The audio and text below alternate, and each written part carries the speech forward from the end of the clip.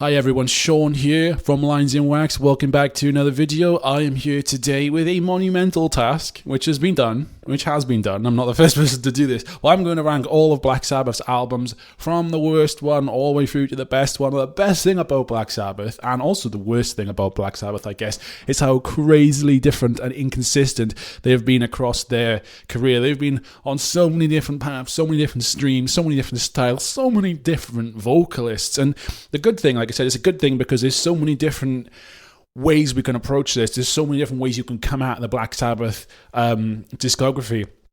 The bad and the downside is a lot of it is rubbish. Like I said, so a lot of it in my eyes is absolutely rubbish. But people love different eras of Black Sabbath, even though to most people, the Ozzy era, specifically the first 4 albums, are the only things that people really talk about. It's only when you get to, dig into the metal fans, the people who are really into this stuff, then you can actually have a conversation about the other Sabbath albums. So this is my personal opinion on what Sabbath albums are the best and which ones are the worst. The best thing about a discography this massive is that it's always going to differ every time someone does something like this. So, Black Sabbath, obviously the metal band, the band that started it all realistically. I know there was proto-metal bands before Sabbath that were doing the whole super heavy blues thing, and I know Black Sabbath started in this vein as well, but they were, to me and to most people, like the ultimate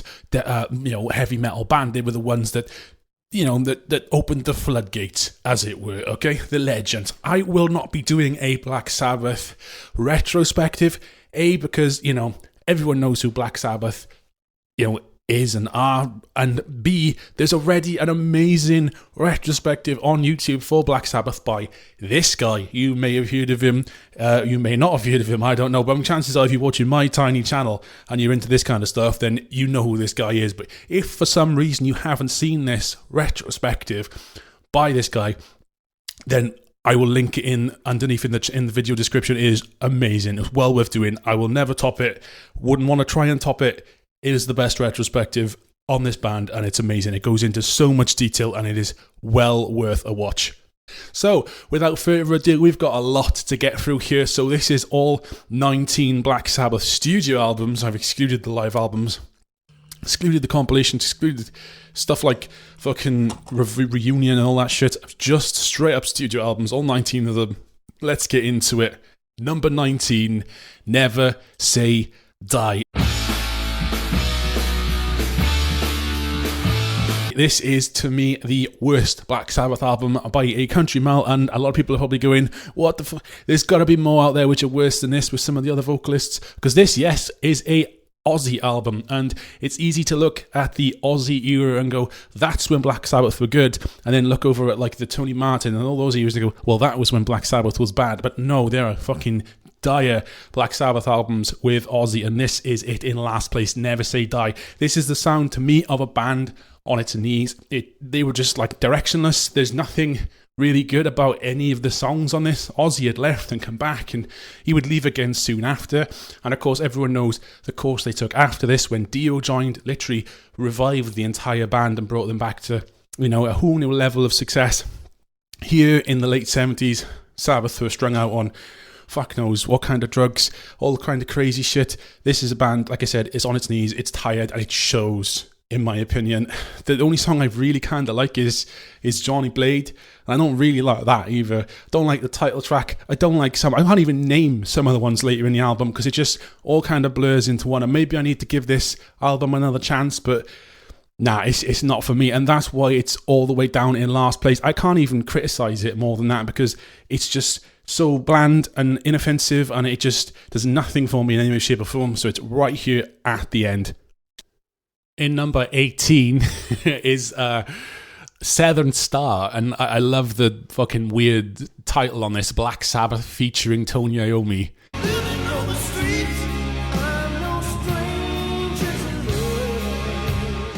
like at this point, Tony Iommi was the only person left in the band. Obviously, Jeff Nichols was here as well at this point, and people obviously count him as the unsung member of of Black Sabbath, the fifth Beatle or whatever.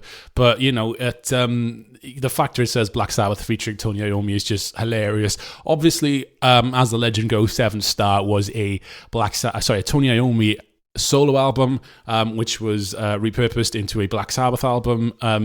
At the whims of the record company execs or something along those lines.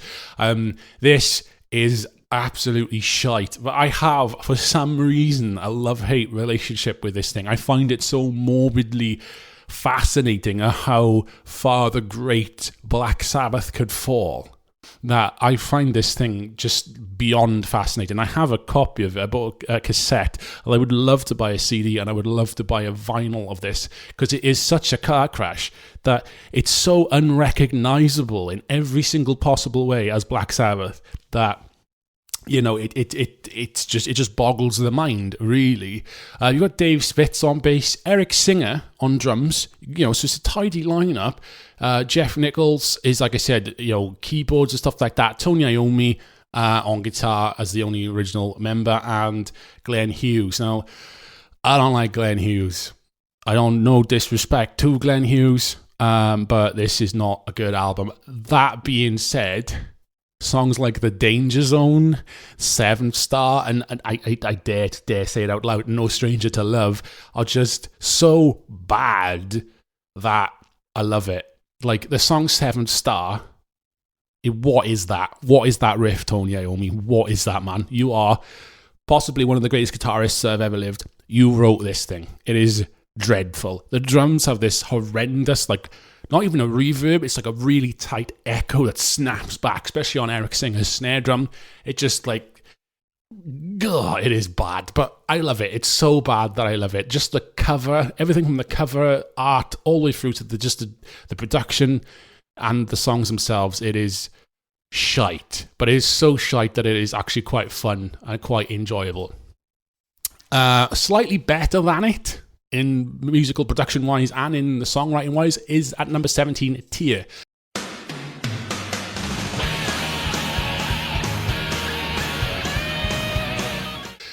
Often mistaken as a concept album with, Sabbath going full power metal in the year 1990. It is not a concept album. It was actually a reaction to the darker material the band were doing on stuff like Headless Cross, and they wanted to pull it back into something a bit more family-friendly. I'm not into this at all. It's really, it literally, again, just with Never Say Die, it does nothing for me. Personally, I think it is the worst album of the Tony Martin era, which was the late 80s into the 90s era of Sabbath.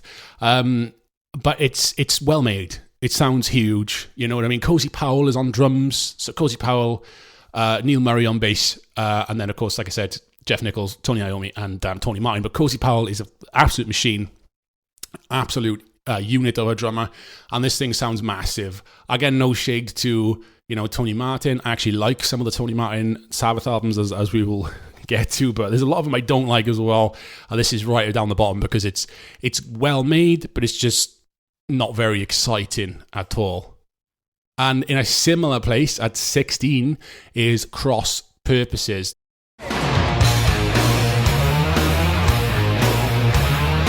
Now this is again, it's bland. It goes nowhere. It's very similar to Tear, but it's also a lot heavier than Tear. This thing has a much thicker sound. Unfortunately, we haven't got Cozy Powell on drums anymore. We've got Bobby Rondinelli. Not a problem. No issue with that guy at all. And Geezer Butler is actually back on bass for this. But there's a little bit of a story as well that this was, supposed to be. This was supposed to be like a different project, not Sabbath or something like that, and then it turned out to be Sabbath in the end, and it just got released as Sabbath, much to Geezer Butler's chagrin, as it were. Again, The Hand That Rocks the Cradle is probably my favourite song off this. It's heavier and chunkier than Tear, but it's still it's a pretty boring album, I won't lie to you, so that's why it's so far down the list. Slightly better than it is another Tony Martin album. Sorry, Tony, mate. In 15th place is Forbidden.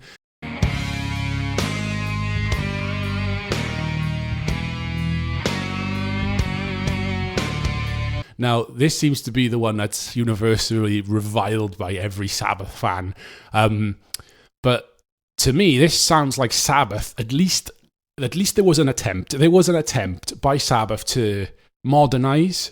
Yeah, so that's why you get Ice-T on this, which is just a collaboration you would never, ever think to happen. And Ernie C. produced it. So Ernie C. from Ice-T, Ice-T's band Body Count, he produced this record. That, I think, explains a lot. But it also reminds me so much of like that dense 90s doom metal sound, stuff like Cathedral, stuff like that. That's the vibe I'm getting here. Now, if you listen to demos and stuff of Illusion of Power, songs like that, it's you get such a better idea of what they were going for than what you get in the kind of clumsy final mix. So this one is higher up the list because I know what potential it had. The finished product, probably realistically, it belongs further down the list than this, but I have a soft spot for it because of what they were trying to do.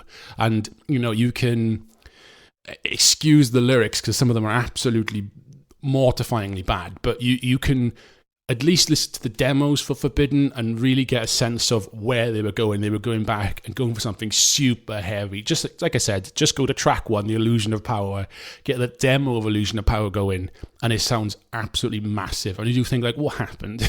What happened in the mixing and the mastering and all the rest of it, for it to turn out the way it did. But yeah, I have a soft spot for Forbidden, but still pretty shite, to be honest. In number 14 is The Eternal Idol.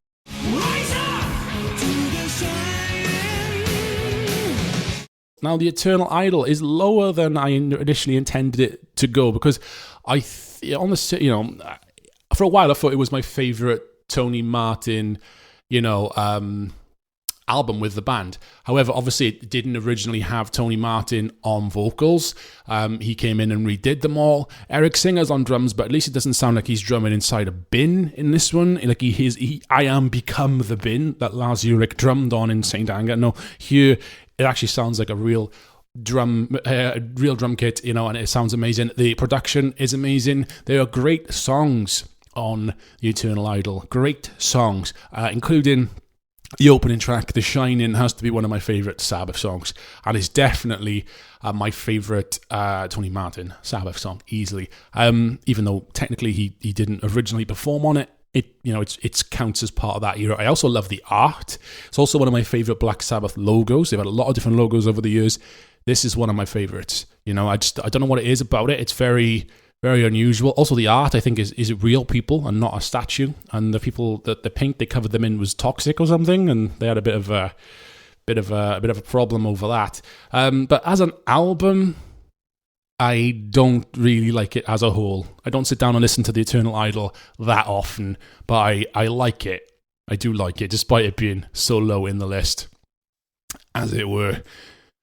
Number 13 then, Mob Rules.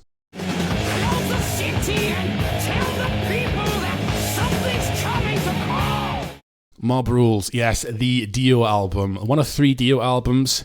This is probably my least favourite Dio-fronted Sabbath album. It doesn't really do anything for me. I feel like I'm saying that over and over and over again, but this has got to be of the 3 Dio albums, this has got to be the one that just kind of...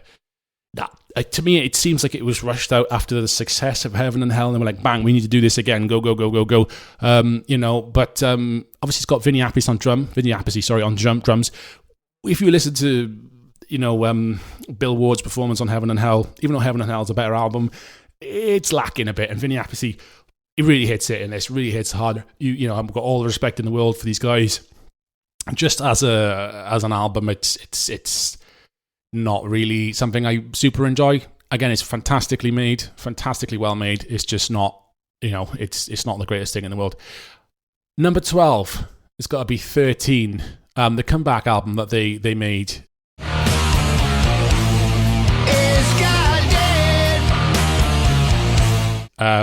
With Ozzy, all those years later, in the 2010s, as it were, for the farewell tour.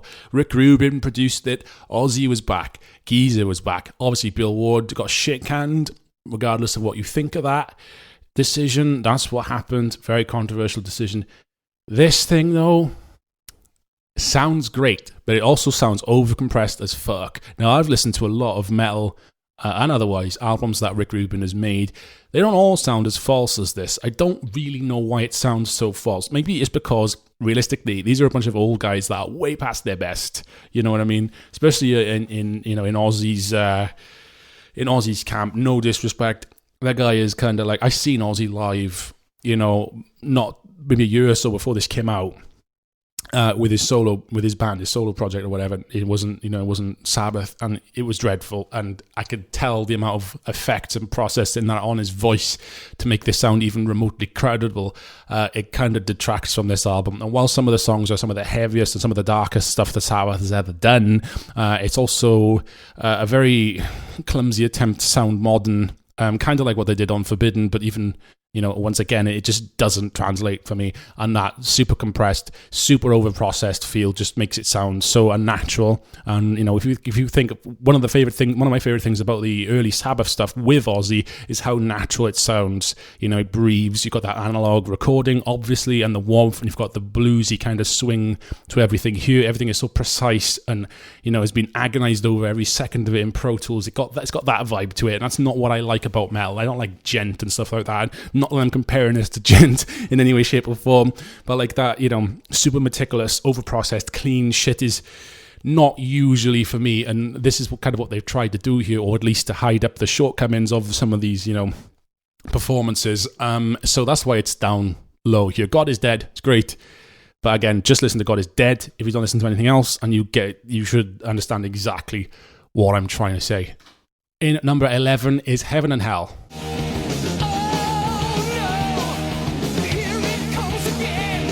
Now, again, most people are going to be like, that's sacrilege. Why is this so low on your list? You must be out of your fucking mind. I don't like the Dio era Sabbath. Not really. It doesn't really rank that high for me. People put that shit way up on the pedestal. It was only in the last few years I actually bothered to listen to the Dio albums. I've never been a fan of Dio. His solo stuff, I appreciate, entirely what Dio does. He has a fantastic voice. I do not want to detract from the talent of that man, but it is not for me. It's kind of like the hammy kind of power metal side of things. It's not really my thing when it comes to metal. I appreciate it, and I love Dio, and I've grown to appreciate this era of the band, and that's why Heaven and Hell is quite, is coming to the middle of the list now. So this is why I rank it this quote-unquote high, in the midsections, but it's not something I choose to listen to. I do love Neon Nights and Children of the Sea, and I love, obviously, Heaven and Hell as well, the song. They have rubbed off on me over the years, but it's not really my thing. If I come to Sabbath, this is not what I come to Sabbath for, but I cannot deny the influence, B, the impact, and C, the quality of this record, so that's why it's in the middle ranking, as it were. In at number 10, then, is Technical Ecstasy.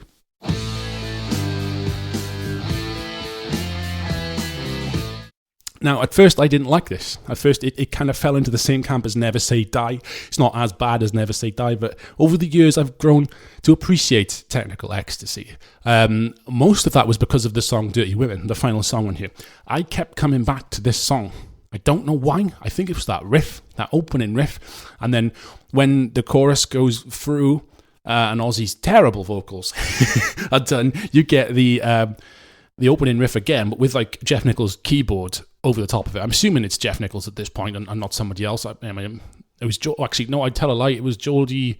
Discogs tells me it's Gerald Woodruff, so I stand corrected. But the keyboard work on this then, over the top of it, over that riff, that is one of my favorite compositions of all time. So that kept drawing me back to this album. I have become more of a fan of it now. Like Backstreet Kids, It's Alright, Gypsy, Rock and Roll Doctor, all dreadful, really, when you think about it. But I've grown to love it. I've grown to love the poppy kind of sensibilities to this. It's a band that is, at this point, going off the rails. It hasn't quite gone off the rails, and there's something about that going off the rails kind of feel to this, especially with the art as well. What is going on there? That's the least Sabbath art you could possibly conjure up, yet, obviously it's there. So yeah, I mean, I have a very big soft spot for this which I can't really explain. I'm struggling to justify it, but it's here and it's up this high because I do love Technical Ecstasy. So from this point onwards, pretty much everything now is rock solid. We've still got 9 more albums to go, but from here, the quality is, in my eyes, it's amazing across the board. So let's get, we're about halfway through. So let's get into the second half and the better half, as it were, of the Sabbath discography. So in 9th place then is Dehumanizer.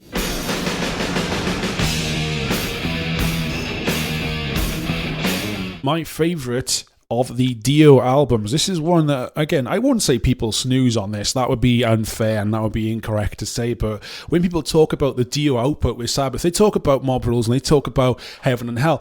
Don't seem to talk about Dehumanizer all that much. And I kind of understand why. It's, again, a weird kind of, attempt to modernize with songs about computers and fucking time machines and all this, like, sci-fi shite. But it's quite endearing in like that early 90s, like, Terminator 2 kind of vibe. And, it's also the heaviest album with Dio on it. And I think that's very important because some of the Dio albums, they're more power metal, they're more rock and roll, they're more of that like pumping kind of like bass line, swagger kind of stuff. Dehumanizer is heavy as shit. And, it's got Dio on it. It's for me, the best Dio album. It comes awkwardly sandwiched between like a couple of Tony Martin stuff. They sacked off Tony Martin and that whole fucking lineup to get back together with Dio and, Vinny Appice and so on and so forth. I think, is Geezer Butler on this? I think Geezer Butler is on this as well. So, it was unceremonious of Tony Iommi in the way that he went about this. But again, Sabbath have done far more unceremonious things. But, we got this album out of it. Probably one of the worst Black Sabbath logos, looking at the front. But again, love the art, as dreadful as that is. I love that kind of like, hand-painted or airbrushed artwork. Fantastic. Computer gods, fantastic. I is also one of my favourite songs, Sins of the Father and Letters from Earth, TV Crimes. I could go on, but I won't. This is brilliant. This is my favourite Dio album, and it's probably going to get some hate, but fuck it. That's why we're here to discuss this shit, right? In number 8, my favourite Tony Martin album, Black Sabbath's Headless Cross.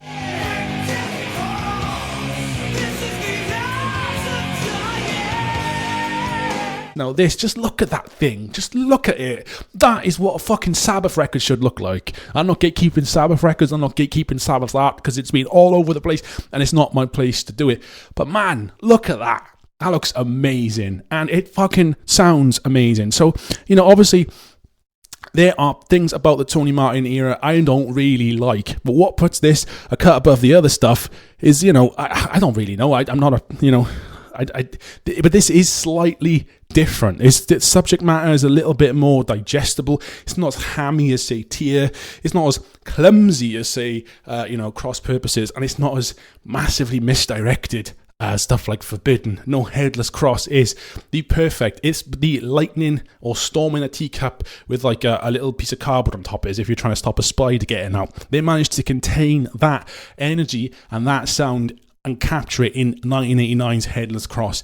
Why 1 year later an album like Tear in the following year sounds so bad in comparison, I don't really know, but this is amazing. Black Moon, Nightwing, The Gates of Hell, Devil and Daughter, When Death Calls, and of course, The Gates of Hell, I just said that the intro track is fucking fantastic. The first song, as in like the proper one, Headless Cross. Beautiful. What a riff. Now that's how you do a drive-in riff. Like the Dio era stuff, I make it sound fucking great. This is one of my favourite fucking Sabbath albums of all time, and I want to get it on cassette, I want to get it on vinyl, I want to collect all the Sabbath stuff. With Sabbath, it's one of the only bands, I think because of the historical relevance, where I want to collect every single release on every single format. I don't know why, it's a fucking crazy idea. I want a CD, a cassette, and I want a fucking vinyl of every single album. And judging by the availability of some of this stuff, it's kind of been buried by Sharon Osbourne's goons, and it's also got like, different labels and stuff have kind of gone under or what have you. Getting hold of some of it is incredibly difficult or incredibly pricey, so I still haven't done that. But yeah, Headless Cross, best Tony Martin album. I mean, I want to do a focus on Headless Cross one day. I'm going to do a in defense of Headless Cross because, Tony Martin has his fans, obviously, but there are a lot of detractors of the later Sabbath stuff, and this is fucking excellent. So I want to do a spotlight on this at some point on the channel, definitely, without a shadow of a doubt. In at number 7, then, is Sabotage.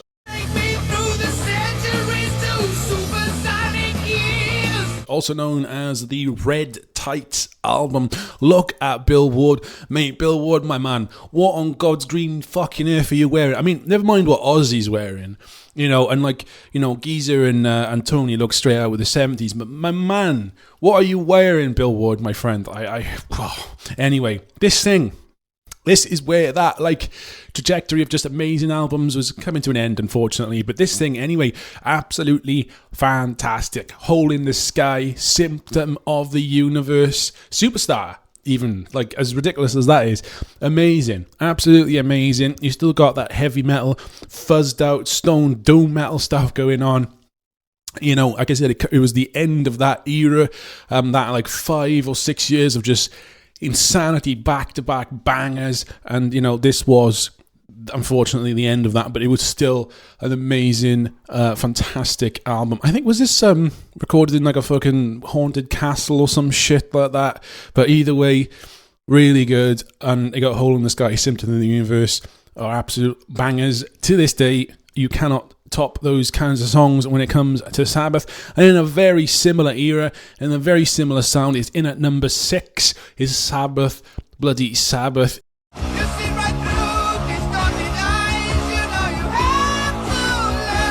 It marks the point to me when Ozzy's voice just went up an octave for some fucking reason.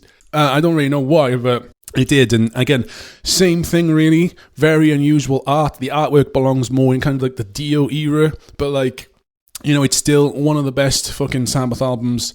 We are literally in the god tier stuff now. We're in the gods, you know, but not in the football stadium way. Again, so similar to Sabotage, you've got that strung out, stoned kind of metal, bit pacier than some of the other stuff, not as sludgy. You've got songs like Sabbath, Bloody Sabbath, and National Acrobat, Sabracadabra, Killing Yourself to Live, Spiral, Architect. I could name others, but I won't bother. I will have named the entire album at this point. You know, if I carry on. Classic after classic, a banger after banger, hard rock, heavy metal, doom metal, whatever the fuck you want to call it. It sounds amazing. This is a classic lineup on the roll. 1973. You know, you cannot top this. Well, you can because there's more coming. But like I'm saying, I'm trying to be as excited for this thing as I can, and it's hard to throw out keywords other than just listing how amazing these songs are. This is one of the best metal albums of all time. But there are better albums, and this next pick is going to throw a few of you, I think. In number 5 is Born Again.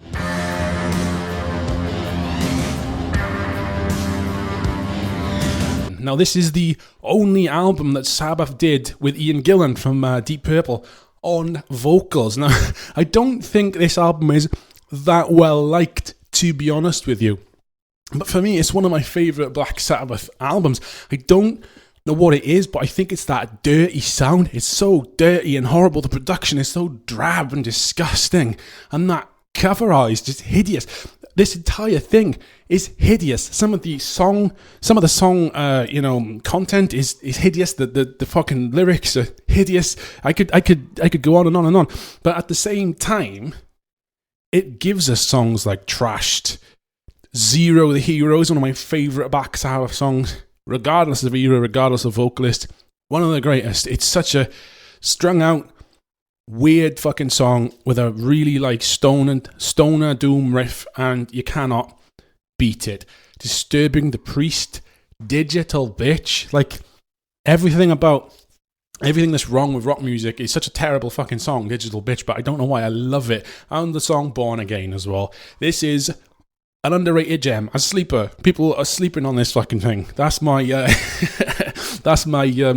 my 2 cents on this. I'll do a video on this in defense of Black Sabbath's Born Again. And I would like to have seen more material from Black Sabbath with Ian Gillan, but I think possibly that's part of the reason why I find this so special, is that it's a one-off. And unlike the Seventh Star, Jeff Nichols' one-off, which was so fucking bad, I still kind of find that fascinating too, because that was its own little bubble. Same here with Born Again and Ian Gillan. It's a one-off, and it's self-contained, and it's an era of the band which came and went so quickly after the Dio stuff, and then boom, they were into another era after this. And, for many, I think this was the beginning of the end for Sabbath. You had the Ozzy years and you had the Dio years. All right, so they give Ian Gillan a chance. And then after that, it's all just like, what the hell was Tony Iommi thinking? But give this another go. If you do anything for Christmas or for New Year or anything, you like to do something different or do something you don't usually do, give Born Again another go. It's well worth a goose. Honestly, it's fucking great. And from here on out, it's going to be the more typical picks that are going to be at the top of the list, because these albums are now not only the greatest metal albums of all time, they're the greatest albums of all time, regardless of genre. They're up there with the all-time greats of all time in any genre. Everything. So, yeah, that's my wild card is Born Again at number 5. And number 4 then is Volume 4.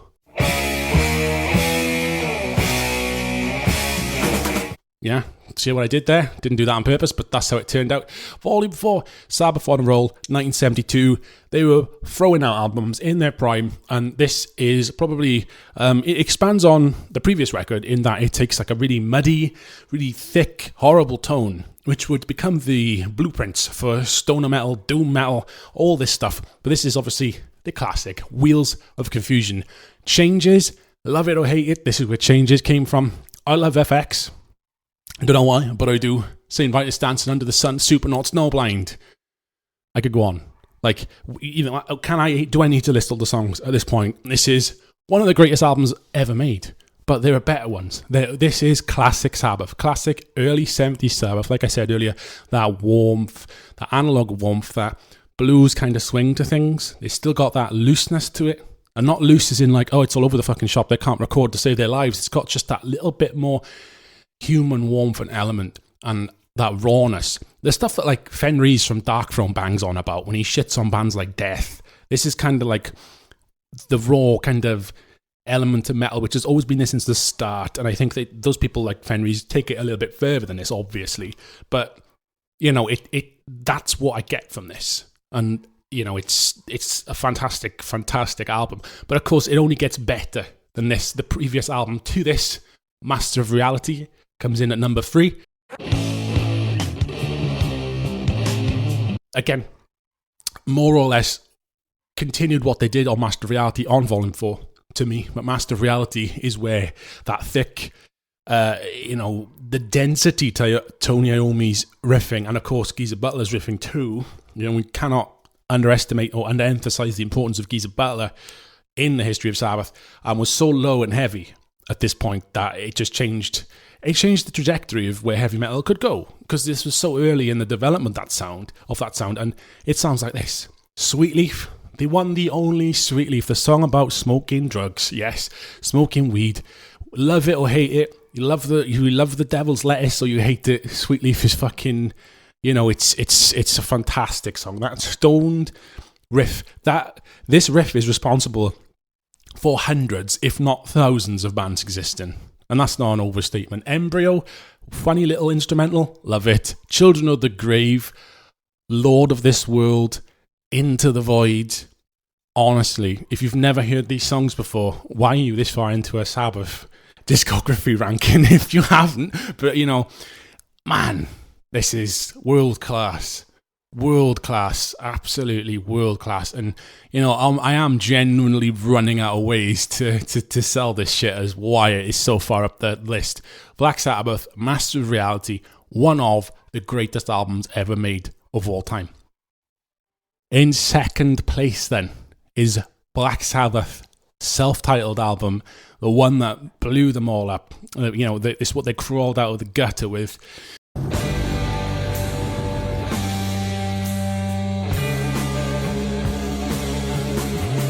Between this and the number 1 pick, which everybody has kind of figured out now, and I'm sure,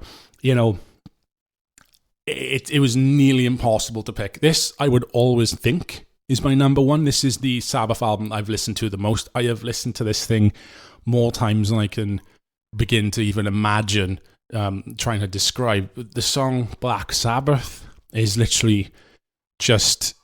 It's only 6 minutes long. It feels so much longer than 6 minutes. It feels like the world is ending with that tolling bell, that slow, doomy riff. Oh my God. Like, I know this stuff got released literally by, to quote Bill Rawls from The Wire, it was released in 1970 by a cunt hair. Like, this was recorded in 1969. You know what I mean? Or it was conceived in 1969, then released in 1970. The fact that this thing was made in 1969, it is so fucking heavy. It is ridiculous. And then the rest of the album isn't quite as heavy. Obviously, you got The Wizard, NIB, Evil Woman, which is a cover, and Warning, which is like really, really long. Sleeping Village is an underrated song as well, I think. But yeah, I mean, this was a game changer. I don't need to tell you it was a game changer, but it is one of the best albums ever made, and that's why it's number 2 on the list. The reason it's number 2 is that I think Black Sabbath immediately perfected and built upon their sound after releasing this. They dropped this, and then within the same year, they released another album, and that album is my number 1 pick. It's Paranoid.